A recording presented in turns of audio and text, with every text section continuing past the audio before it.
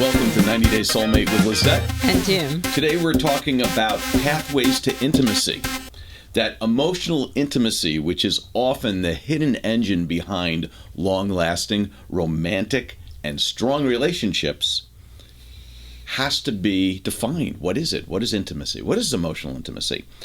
It's the deep connection that makes couples feel seen, safe, and supported. When it's missing, even relationships that seem perfect on the outside can often feel emotionally empty and unstable on the inside. So we're going to try to address that, and what does that mean? What are the characteristics of emotional intimacy? Well, according to research, couples with emotional intimacy will receive profound health benefits. It improves your mental health. What else does it do? Increases longevity. And beyond that, well, it can also provide resilience against life stressors. Couples that are together in emotional intimacy can handle stressful situations much better. We're going to talk about that today and how maybe we can get better emotional intimacy in relationships. So let's talk about a definition of emotional intimacy. Like, what are couples that have emotional intimacy? What's in that relationship? What makes them different than other couples? For instance, it's the sense of closeness between the two people. It's the emotional connection. It grows when couples feel safe, when they are free to share their thoughts with each other without feeling that they're going to be criticized. They can share their fears and their dreams, feelings with each other. It includes trust, empathy, vulnerability, and understanding. Mm-hmm. Interestingly enough, we did a show on empathy, and we talked about empathy and vulnerability and how those are two sides of couples therapy. That for couples therapy to be successful, the couple both have to have empathy and vulnerability. They have to allow themselves to be vulnerable, but they have to understand that their partner has empathy, that they will not feel like they're sharing something and they're going to be attacked or criticized. So it's very interesting that this is now the next study. It includes vulnerability and empathy as well. Con like the formula, It is a formula. Empathy and vulnerability. Now add to it, as this study did, as they looked at trust and understanding, being able to understand the other person. So it doesn't necessarily mean the same language, but it means the same underneath assignments to words. And what we mean by that is that we all have different definitions, different past experiences, different patterns that we draw our feelings from, and the feelings that we associate with the language we use to communicate. If we are communicating something about our relationship that we had with our parents, and it was very similar to our partner's relationship that they had with their parents, we will understand each other. If we grew up in completely different households and we don't understand the other person's upbringing, then we don't understand what they're saying. We don't understand their feelings. We don't understand their patterns. So understanding is... And you lose the connection. So that's the connection, right? Intimacy. Right. So to have the intimacy, you need to have that basis of understanding. It's almost like learning a language. I don't want to call it a love language, but a language of communication. When you communicate with anyone, you need to have a commonality of definitions, a commonality of how words match with the emotions that they bring up. When you say parents and someone really had a bad experience in their household growing up, parents to them may be domineering, they may be critical, they may have this really bad experience. And for the other, they may have been in a very loving household growing up, and when they hear parents, so it depends on the person, because you can see two brothers or sisters in the same parents, and you interview each and have different view of the parents. So it's also personal view with the situation. You're correct, because one may say they were always so critical of me, and the other one would say they were so challenging. They challenged me to do better in my life, and I succeeded so much. And the other was they were always so critical of me, I could never do anything right. Yeah. And so it's the same parents, but how you perceive your parents, and part of that's born out of your own personality, right? So your own epigenetical traits that are triggered by your parents' programming and environment. So understanding, again, having that understanding, this is why we say it's important to understand each other in a relationship, to understand past relationships, understand family, understand friends, that when we understand all that, it makes the communication easier. And understanding yourself. Sometimes that's most difficult. Yeah. I don't want to look in a mirror. No. Yeah. So what's an example of emotional intimacy then? And here's one. A partner listening attentively and without judgment after a long, stressful day. So you come home from work, or you were just traveling and it was really stressful because the company you worked for was crazy. They weren't doing anything right. They blamed it all on you. You come home and you want to talk about something. And if the person, say me, listens to you, or I try to solve everything you say, well, they were this, well, did you try this? Oh, they said this, did you, am I listening, or am I... Or you put your history in the top of my history. Yeah, that too. Well, what happened to me in that situation is... Yeah. How about feeling emotionally safe to cry in front of your partner? I might not feel safe because I feel, you know how I cry a lot in movies. Sorry about that, but I don't know why, but I'm really emotional when it comes to movies. So you'll be just like watching a movie, and I have tears. Why are you crying? I'm like, and eating popcorn. Like, I don't know. It's so happy. I'm so happy. Why are you crying? Because I'm so happy, or I'm so sad. And that's interesting too, that we sometimes cry because of emotions, but the emotions can be happy emotions too. You see something that's really happy and it brings a tear to your eye. Why is that? That's not for today's show. That might be another show. How about being able to share fears or insecurities with your partner without feeling ridiculed or rejection or criticized? So here's some questions. These are questions to ask yourself, but we're going to ask each other these questions. When do you feel emotionally connected to your partner? You ask me? I'm asking you. When do you feel emotionally connected to your partner? That's me. Okay. When do you feel connected to me? I guess in when we have a critical situation, I feel so connected. It can be sadness when I feel really connection when our parents death. And so that's moment I feel that I have you, and I can cry front to you. Sure. And this is one moment for connection. I think I shared something with you on video. I'm not sure. It was a psychologist talking about intimacy and how early on in a relationship we may look at the endorphins and the positive, the chemistries of those early. What is that? What is the chemical that we always talk about? Dopamine. Thank you. Wow, my dopamine was blocked for a moment. The words were blocked. Okay. But dopamine.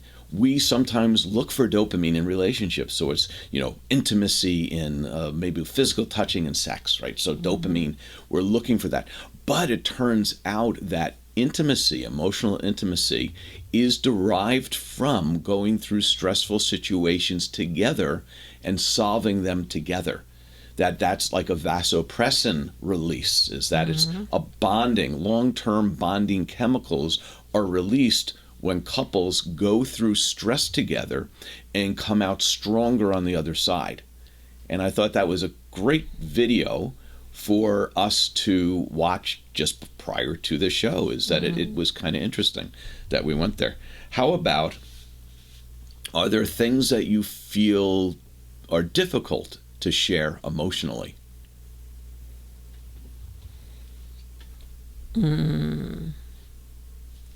I can see maybe some embarrassed situations. So if you have one situation, it's embarrass yourself, maybe it's difficult to share with you because I feel embarrassed. Okay. It's an embarrassing situation. A situation where maybe you feel like the person will think lesser of you. So if I share how I feel in this situation, or if I share an emotion that I'm worried that you'll feel bad about, like if I say this, how will Lizette react? So sometimes intimacy is sometimes allowing yourself to be vulnerable in that situation. And again, knowing your partner has the empathy and the understanding and the mutual trust between the two of you. Yeah. Finally, what happens, and whether it's with me or any relationship, when you open up but you don't feel you're being heard or the person is validating or listening to your emotions? What happens in those situations? When you feel or don't feel? When you feel they're not listening to you, how does that make you feel? Okay, so I feel so bad. I immediately close the connection. So if I start talk something important, I see the body language of you, that you take out the phone or you thinking and you just moving your eyes. I know that you are with me at the moment. I completely close the door. Speaking of that, they talked about eye rolling. This was another one, that an eye roll is a form of expressing hatred for a person. That's how it comes across. So you may be rolling your eye like just because that's how you feel, but how the other person feels of eye roll is almost like you were expressing hatred. So this is where we need to be, recognizing our emotional responses, being emotionally intelligent, right? Being cognitive of the emotional connection we have and not to damage it. That is, I believe, the intro to our program, right? Emotional intimacy. When we come back, we're going to talk more about emotional intimacy and some of the moderating effects of the things that were found in this study. Be right back. Once upon a time, there was a couple and a newborn baby. Or should I say, a single mum. This brave young lady left her 9-to-5 job to follow her passion and started a consulting business. Her friends helped out. She travelled the world, met new people, and again came home. The woman dated to find a man who would fill her life and fit her plan. She met a guy who checked out ladies. That burned her up. That made her crazy. Other guys were full of verve, into their self, no room for her. And one time she met a man with patch over eye and axe in hand. Then one day she had enough. Her little boy was all grown up. Tired of attracting the wrong type of guy, it was time to give something else a try. She got her computer and started to plan and created a process to find her man. Soon she went on a perfect date. And then she knew it must be fate.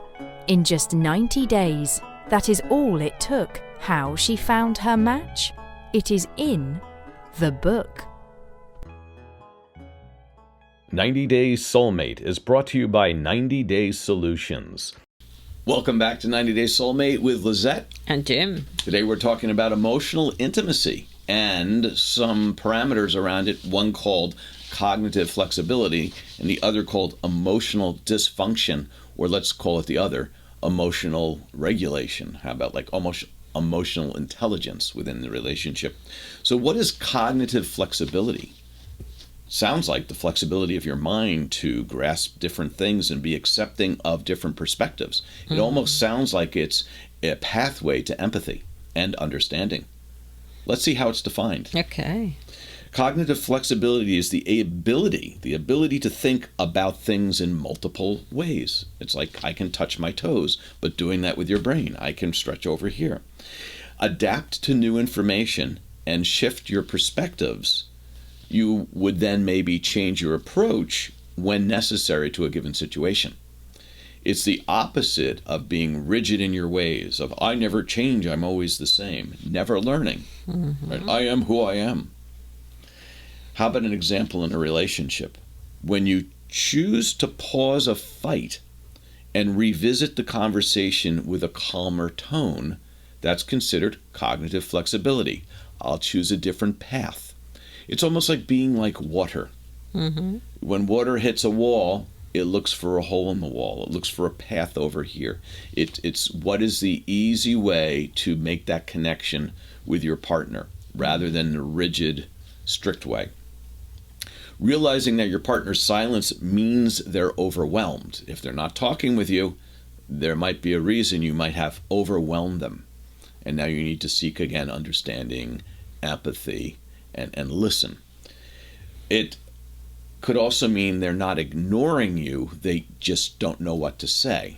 We had this conversation at breakfast today, is how I said, how you wait for me to answer because you know that I go through a lot of different thoughts and I change my mind quite often. You give me time to kind of sift through all those thoughts and give you a proper response. And I recognize that you do that. Thank you. How about trying out new ways to resolve conflict when old ways or traditional ways aren't working? That is a sign of cognitive flexibility. Again, new paths, new thoughts, new understandings, new ways, new methods, rather than being rigid in your thought structure. How do you usually react when things don't go as planned? I try to figure out, always thinking in the solution. So when something is not going this way, I immediately start to plan in the different way. So that is how my mind works. So it's not reactive. It's not being reactive emotionally to the situation, but how to work through it, come up with a solution. Maybe talk to your partner, share how you're feeling, discuss how they're feeling, try to gain a common sense of understanding. How about you? How are you reacting when it all depends. Sometimes I want to jump and have the solution, and I want to just, like you've seen before, where it's like, just do what I want. Like, okay, there's a situation, we need to do this. And then sometimes it's try to do quick action and not listen and not take feedback. So that's sometimes the case. But it depends on the level of, is it an emergency? Is the basement flooding?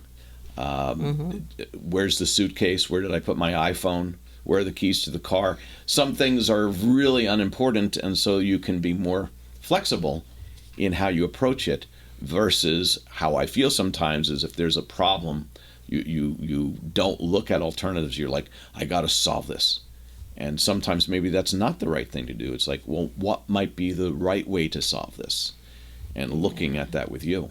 Yeah, no, so I guess my own exercise is thinking about risk, so if this is so important. So if it's something important and risky, I need to pay attention. But if it's something not important, risky, I have to be relaxed because you cannot control everything. Sure. So the plan is not doing, keep going, Okay, how about another question then for you? Have you ever noticed yourself becoming mentally stuck in a disagreement? Yes. That you think one way, I think another, or with somebody else, and that it's like, I hear also because sometimes when you have some disagreement, your mind keep going thinking in the same topic again. So I reading a book that say that you can stay 4 hours. Wow. Your brain stay 4 hours when you cycle the same trying situation. To solve it in your head. Yeah. When there's no solving. Yeah. And also the bad feeling. So if you feel angry because some situation happens, and then you keep going thinking, maybe I have to say this stuff in the moment, but I didn't, and then you create many scenarios and the same issue. Your brain can be stuck in for 4 hours there. An endless loop. Yeah. A loop, cycle. Yeah. So now I learn. So when I observe myself in this loop, I have to say, stop thinking something different because you really not make any solution thinking in the past to figure out the scenario. It's no. How do you become flexible in your thinking process in order to change the route you're taking to try to come to a solution? Yeah. That is flexibility, cognitive flexibility. Can you think of a time where you shifting your thought pattern saved an argument, meaning saved the relationship rather than continuing with the argument? Yeah, that's Every it. day. That's the typical, yeah. That's the typical be happy or be right, you know? Yeah. So sometimes I don't want to be right. So Choose to be happy. Happy. So it's like that you say yes, it's no, okay? Learn what you can change and what you can't change. Yeah. Right? Okay. So how about the role? What do you think? There's a big role of emotional intimacy for cognitive flexibility. Do you think cognitive flexibility impacts emotional intimacy? Of course. Of course it does. Of course. So a flexible thinker considers their partner's emotional needs. They adjust their language or tone during a sensitive conversation. You know, instead of fighting back, maybe it's like, let me understand more. Let me change how I say something. And maybe I change the words because maybe you're not actually understanding my perspective because of the words I'm using, because they don't relate to this thing we're discussing in the way that makes sense to you. So I have to look at it if I change the words, I change my perspective, but that also changes your perspective. It's about change the tone of the words. So why the people scream sometimes? What do you think? Because the more I scream, the more you understand what I'm saying. What? Well, the scream is when you're in your feelings and your emotions and you're not in your prefrontal cortex, you're screaming, and that actually shuts down your ability to think. So when you're angry in an argument, and we've talked about this as well, is that you have less likelihood of the ability to solve and be emotionally intimate or being flexible in your thinking. It's hard to be flexible in your thinking when you're not in your pure conscious mind and you're in your anger mind, which is once again anger is part of our survival instincts, and it is a deeper, hard set part of our behavior that stops us from being able to think and come up with a creative solution. It's really find a way to safety immediately, flight or fight. So anger takes us away from a mutually beneficial solution to a problem, right? Here's a question. When has your partner, that's me, adapted to your emotional needs? Have I ever? Explain me more. So has there ever been a time where I, at first, was not connected with you well, and then I made a change in the conversation or approached it differently, where then I met your needs in this argument? Yes. Put you on the spot. Yeah. So I guess if we are really open, honest, our challenge when we discuss topic is sometimes you be distracting. Okay. So, and the way that you coming back is I close my mouth and waiting for you landing. And when you landing, we keep going. So I guess that can be one of the way that we reconnect. Arguing with somebody with ADHD. Oh, I'm sorry, having a conversation. It doesn't even have to be an argument.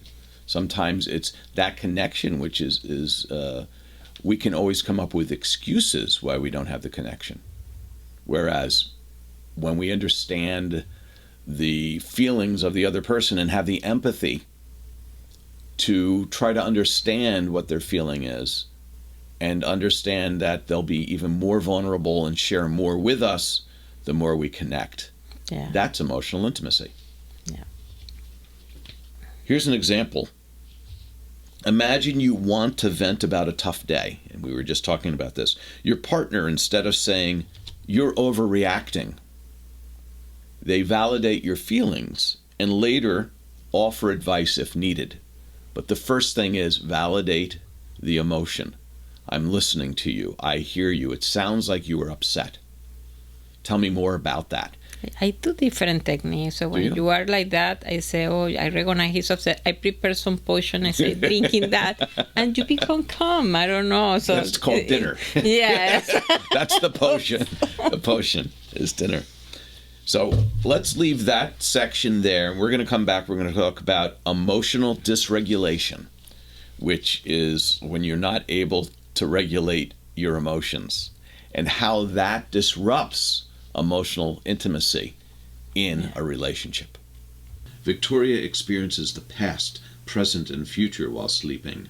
Will she be able to decipher the mystery of the symbols, messages, and images of her dreams before it is too late? Discover the lives she lives while Victoria dreams. In moments of gratitude, we notice the beauty in every detail, the smiles, the shining eyes, the teamwork, perseverance, and effort. These are the building blocks of the incredible mission Ayudaven supports. We've witnessed girls who joined the home as babies grow into confident professionals, certified in their passions and contributing to society in meaningful ways. 3 inspiring stories from Ayudaven. Angela, who came to Muchos Manos at 3 months of age. She will graduate as a food and beverage manager with plans to open her own bakery. Maria, who joined Muchos Manos at the age of 9. Today she's in her 2nd year of dentistry. And Mercedes, who came to the home at the age of 12. Now a dentist graduate. She works at one of Valencia, Venezuela's top dental centers. Make a donation today via Zelle at jim@ayudaven.org and celebrate the rhythm of hope, purpose, and unity that connects us all together. Welcome back to 90 Day Soulmate. Today we're talking about emotional intimacy. We're talking about cognitive flexibility and emotional dysregulation. How emotional dysregulation and cognitive flexibility impact the relationship. Emotional intimacy in a relationship, or the relationship from a perspective of emotional intimacy. So what is emotional dysregulation? It's basically when you can't regulate your emotions. And that's tough. That's like neuroticism in a way, right? Yeah. So here's a definition. It refers to the difficulty in managing, understanding, or responding to one's emotions in healthy ways. It's kind of like not having emotional intelligence. Overreacting to minor stress. Feeling overwhelmed by emotions and having trouble calming down after being upset. It's when you can't regulate your emotions. That's emotional dysregulation. An example in a relationship is yelling or shutting down during arguments, either being so emotionally angry that you yell at your partner, or you just stop talking and you don't communicate. So those are extremes of emotional dysregulation. Feeling stuck or in shame or sadness for a few days at a time, when you can't regulate again your emotions. Using blame, manipulation, or withdrawal to cope with emotional discomfort. So I look at some of this and go, and if you don't have empathy for the other person, and we talk about that traits of narcissist, psychopath, and sociopath, one of the big traits is lack of empathy. Yeah. Or the only person they have empathy for is themselves. Yeah, nobody exists. I don't like how your feelings are. They don't impact me at all. I don't feel at all. You're upset. You're happy. I don't care. It's all about me. Yeah. That's more of the narcissist, right? All about me. Yeah. How do you? Hey, let's have a conversation. It's enough about me. What do you think about me? I've talked enough about myself. What do you think about me? Yeah. Right. So that's narcissism. When do you feel out of control emotionally? When? Yeah. I guess when you be attacked, sometimes you feel like that. Oh, you mean like why am I yelling at you? Or why am I, and like I might not even feel like I'm angry. I just might be energized about what I'm saying, and it might not be like true anger. But like I think that both of us have a challenge with emotions, meaning I don't like to see you angry. I don't like to see you sad. Like I don't know how to react. So for me, emotions and somebody being extremely emotional, one way or the other, I have a hard time with, because it makes me shut down. Mm-hmm. So I don't know. Yeah, maybe that's the same. Yeah. When do you feel like your emotions are too big? And I don't know if you do. I don't think you do. Like your emotions are too big. Like you can't handle your emotions. You never listen to me scream or be out in my mind, I guess. No, because because I go nah, and I don't listen. No, that's not true. No, you're right. I don't. How about, and we just talked about this, how do you feel when your partner expresses intense emotion? And that's more for our listening audience than us, because I think both of us don't really express intense emotion unless I've hit my finger with a hammer or something. But that's pain. Yeah. Is pain an emotion? I guess it can result in some kind of anger. Or maybe embarrassment too. Like, how could I do something so stupid, right? So how does emotional dysregulation impact emotional intimacy? I think very negatively, obviously. Yeah. It can affect both sides of the relationship. First, the discloser, the person who is trying to express their feelings, if they have emotional dysregulation, may not be able to express them clearly. They may explode emotionally and push their partner away.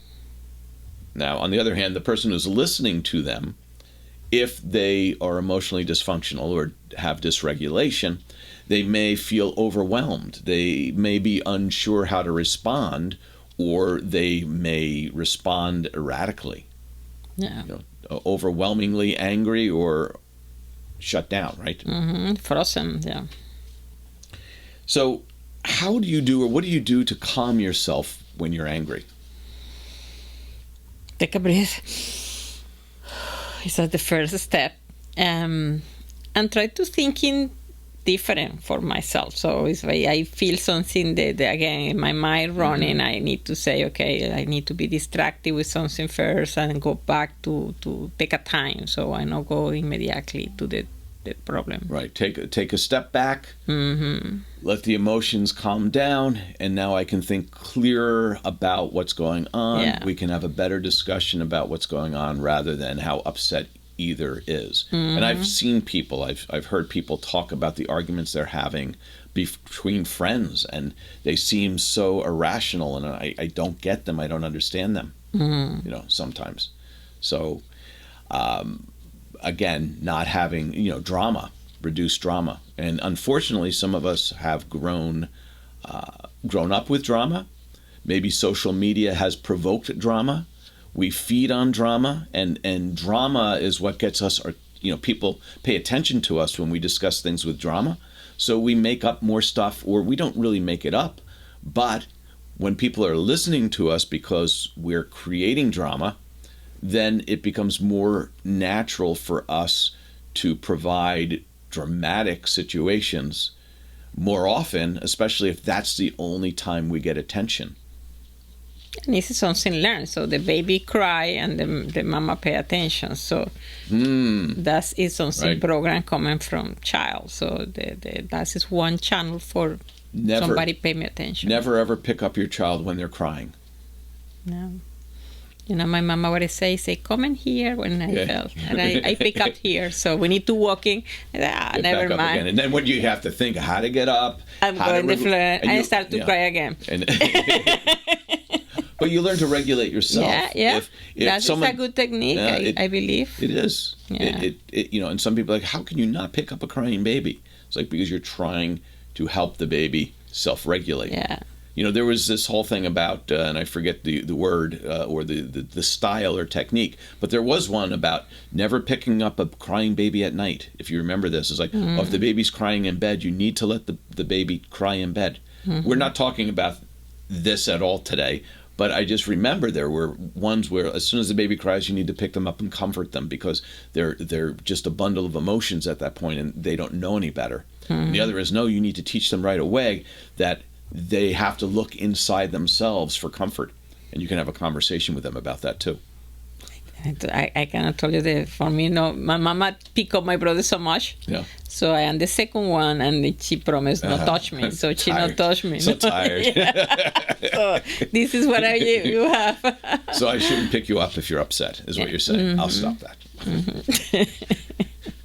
What else do we have here? So the indirect role of emotional dysregulation is that it impacts cognitive flexibility. They're almost opposite things. So cognitive flexibility is the ability to change quickly your thoughts or how you react, how you process a conversation. So your arguments are toned down, so you work on solutions. Again, when we work on a solution together, a stressor together, and we de-stress it together, we build that chemical bond, the vasopressin bond, right, I believe, that is for long-term romantic and loving partnership and connection.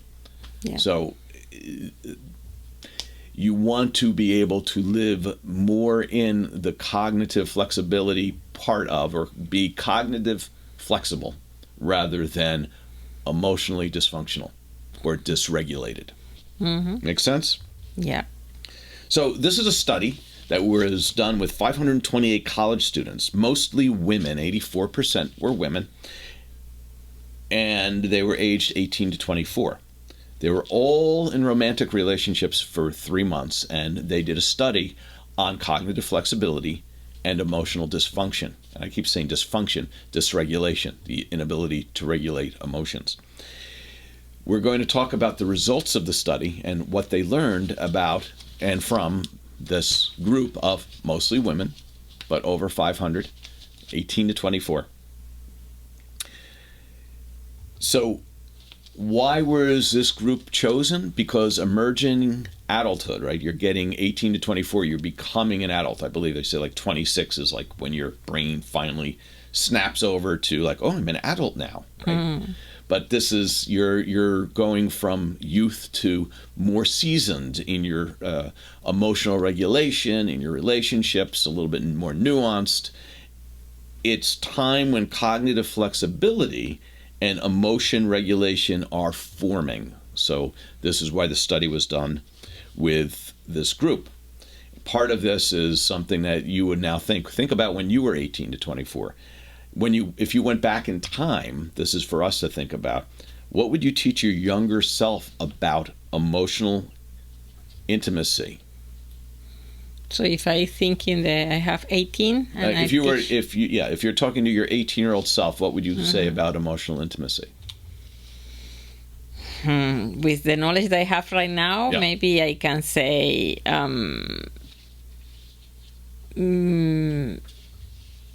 I believe the thinking in my maybe first boyfriend, I become more like the innocent to forgive stuff and keep going with the wrong way relationship. So I guess I keep in many years with something that I believe is not good because I don't have the knowledge right now. So at the end I break up, but I take a long time for break up. So you might have broken up in a relationship faster, or may have had a tool to work through a challenge that you had. Like for me, not being vulnerable, learning that by sharing emotions you can have a deeper connection. And maybe at that point in my life I wasn't ready for a deep connection. I wasn't ready to be able to talk clearly and deeply with somebody. Maybe I should have been. But I look back and I go, oh, I should have done that. And I go, well, should I have, or am I just really happy where I am now with you, baby? So the result of this study, here are 4 outcomes of the study. Number 1, cognitive flexibility directly predicts emotional intimacy. Work on cognitive flexibility. Number 2, emotion dysregulation, the inability to regulate your emotions, partly mediates this relationship. So even if you're cognitively flexible, but you have dysregulation of your emotions, it kind of negates the benefit of being able to be flexible and thinking. There was no significant gender differences in the results. And finally, the lack of access to emotion regulation strategies was the strongest indirect link to emotional intimacy. So if you didn't have access to strategies for emotional, or should I say cognitive flexibility, you ended up having less likelihood of having a emotionally intimate relationship. And would you be surprised by these findings? This question, do you think this makes sense? Yeah. So lastly, I want to talk about, when we come back, a couple of other items, and we'll wrap it up. How about that? Yes, go ahead. Great. Tired of attracting the wrong type of guy, it was time to give something else a try. She got her computer and started to plan, and created a process to find her man. Soon she went on a perfect date. And then she knew it must be fate. In just 90 days, that is all it took. How she found her match? It is in the book. 90 Days Soulmate is brought to you by 90 Days Solutions. Victoria experiences the past, present, and future while sleeping. Will she be able to decipher the mystery of the symbols, messages, and images of her dreams before it is too late? Discover the lives she lives while Victoria dreams. Welcome back to our show on emotional intimacy and the role of cognitive flexibility and emotion dysregulation in the ability to have a good, close, connected relationship. Let's look at some real-world examples of relationships. Let's look at these real-life or fictional relationships and see if they have emotional flexibility or not. You ready for that? And then we'll do some tips on how to have emotional, or should I say, cognitive flexibility, emotional regulation in your relationship. Johnny Depp and Amber Heard. Well, I think we've, what is that called? Hit that one over the head a few too many times, but this volatile relationship featured emotional outbursts as well as lack of regulation, inability to resolve conflict, vulnerability without empathy, and somebody being maybe making fun and critical of the other, and the other not knowing how to handle it and running away, so shutting down, right? So that was one. Politics. How about Prince Harry and the royal family? Now, this is a relationship between a family. Conflict stemmed in part from miscommunication and entrenched perspectives of each other. A lack of emotional flexibility could have made the reconciliation between them much harder. And then lastly, for us older folk, Ross and Rachel from Friends, they were on a break. Saga was fueled by rigid beliefs, right? Emotional defensiveness and poor conflict resolution, slowing their reconnection. So it's a TV show, but would things have turned out differently for these groups, these couples, these families, if they had emotional regulation and they had cognitive flexibility? We don't have to answer that, but I think the answer's of course. Yeah. So how do we get that in our relationship? Here's some tips. Okay, go Ready? ahead. Go to the tips. Tip number 1, practice active listening. Mm-hmm. Listen for understanding. Listen for empathy. That also helps build trust and it allows your partner to be vulnerable. Okay. I think I hit all 4. Use I statements. I feel this way, not you make me feel. Okay. Learn to pause. Take a break before responding so it comes out of thinking rather than emotion.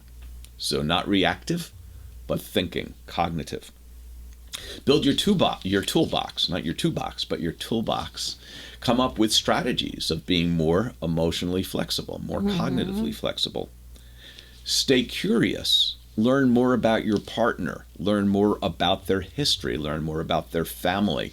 Learn where their words and perspectives come from that make understanding better and easier. Reflect and reframe. So when you hear your partner say something, say, What I'm hearing you're saying is this. Is that what you're saying? So you seek understanding first. This is like Stephen Covey, isn't it? Seek understanding first before you seek to be understood. Mm-hmm. These are great ways to build emotional intimacy with your partner. Do journaling exercises together. Maybe write about something and then share it with your partner. Role play on how you'd respond differently with your partner. Maybe you can make some funny, angry role plays as well as some completely different ways of responding to different situations. So you start becoming flexible in how you react rather than monolithic or rather than just emotional. Is like now you think that you have multiple ways. You can do a humorous reaction, a serious reaction, an angry reaction, and you learn about these different ways of reacting, and now maybe you'll think of reacting differently in a given situation. Finally, take turns in sharing with each other. Yeah. I guess it's important to say, yesterday when I training a group, we have some practical exercise for an interview. So we develop some kind of skill, like the people need to know how questions do it, and also how they respond, handle. So in the middle of the practical, the person that do question to me is confused. Question. So I say I don't understand the question, and I go that, and then he take up my word for say, oh, you are confused. Your answer's confused, so they flip in this is happen when you have emotional discussion between couple. So I am in the middle of this, and I say, oh, you're right, I am confused, because maybe you also confused with the question. So we can start again, and we start again the exercise, and then the person got it, say, yes, I create a confused question. So sometimes you need to say, not feel accused that you confuse me. You say that I am confused because create more emotion. So, okay, stop. You're right, because people like to hear that. But the point is no. So I say, yes, you're right. Okay, so now we start again the exercise. Start again. And then the second time, the person smiles, say, I got it. So sometimes this technique works. It does work. Early on in my career, I remember an Italian company sending a note to somebody I worked with and said, you're misunderstanding what I'm telling you. Mm-hmm. Rather than, I think we're miscommunicating, that we're miscommunicating. Yeah, include yourself. It was, you're misunderstanding. You're not understanding what I'm telling you. Mm-hmm.